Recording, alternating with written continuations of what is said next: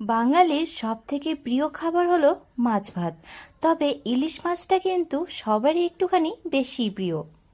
Hello বন্ধুরা, আমি অর্পিতা। আমার চ্যানেল ড্রিম কিচেনে সবাইকে স্বাগত জানাই। আজকে আমি বানাবো সর্ষে ইলিশ। আজকে আমি মাছটাকে একটুখানি ভাজা করে নিয়ে তারপরে কিন্তু এটা সর্ষের সাথে রান্না করব।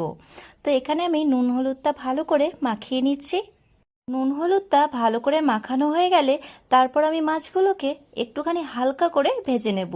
ইলিশ মাছ নাকি বেশি ভাজলে সেই মাছের স্বাদ থাকে না, তাই হালকা করে আমি ভেজে নেব। মাছটা আমার খুব ভালো করে নুন হলুদ মাখানো হয়ে গেছে, আর এদিকে আমার তেলটাও বেশ ভালোভাবে কিন্তু গরম হয়ে গেছে। তো এবার আমি এক এক করে সব মাছের পিসগুলোকে দিয়ে দিচ্ছি। তেলটা কিন্তু খুব ভালো করে গরম করে নিতে হবে। তারপর সব ইলিশের পিসগুলো দিয়ে ভালো করে ভেজে নিচ্ছি। তো হালকা করে ভাজা হয়ে গেছে ওপাশটা। এবার আমি আবার এগুলোকে উল্টে দিচ্ছি। এপাশটাও সেম একই রকমভাবে হালকা করে আমি ভেজে নেব। মাছগুলো আমার হালকা করে ভাজা হয়ে গেছে। এবার এগুলোকে আমি তুলে নিচ্ছি।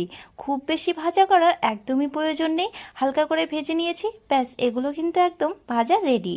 এবার চলুন ঝটপট করে ঝোলটা বানিয়ে নিতে হবে। ইলিশ ভাজার যে তেলটা আছে সেই তেলের মধ্যেই আমি বাকি রান্নাটুকু করে ফেলবো।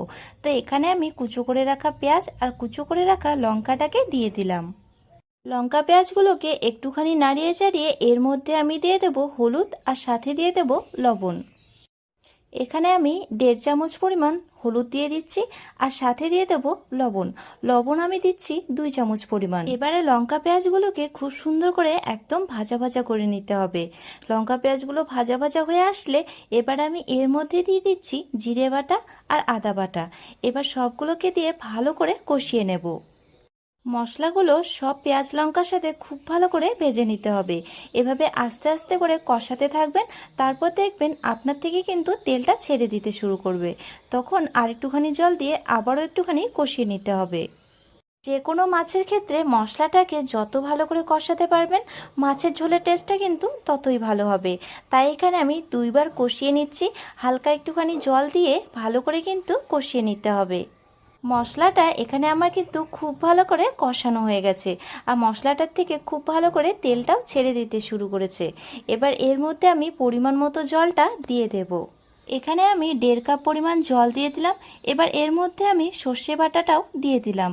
সর্ষেটা আমি একটুখানি জল দিয়ে বেটে নিয়েছি, তাই এখানে জলের পরিমাণটা একটু কম দিয়ে সর্ষের মধ্যে জলটা মিশিয়ে দিয়ে দিলাম। এবারে সর্ষেটা আর জলটা খুব ভালো করে ফুটতে থাকুক। তারপর আমি এর মধ্যে ভেজে রাখা মাছগুলোকে দিয়ে দেব। মশলার সাথে সর্ষেটা কিন্তু খুব ভালো করে ফুটতে শুরু করে দিয়েছে। এর মধ্যে আমি 2টো কাঁচা লঙ্কা চিড়ে দিয়ে দিলাম। এবার এর মধ্যে আমি মাছের পিসগুলোকে দিয়ে দিচ্ছি।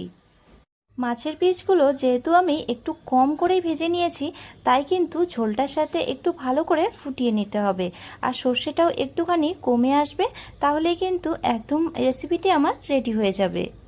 গ্যাসের ফ্লেমটাকে মিডিয়ামে রেখে আমি এখানে 10 মিনিটের মতো মাছটার সাথে সর্ষেটা ভালো করে ফুটিয়ে নিয়েছি। আর এখানে কিন্তু একদম সর্ষে ইলিশটা আমার রেডি হয়ে গেছে। হাতের কাছে যদি ধনেপাতা থাকে তাহলে একটুখানি ওপর থেকে ধনেপাতা দিয়ে দিতে পারেন, তাহলে কিন্তু স্মেলটা খুব ভালো আসে।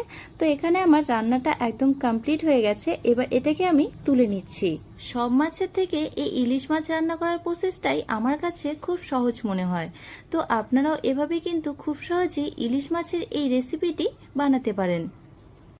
আজকের এই রেসিপিটি আপনাদের যদি ভালো লেগে থাকে তাহলে ভিডিওটি লাইক করে শেয়ার করে দেবেন। আর আমার পেজটিতে নতুন হয়ে থাকলে পেজটি ফলো করে পাশে থাকবেন।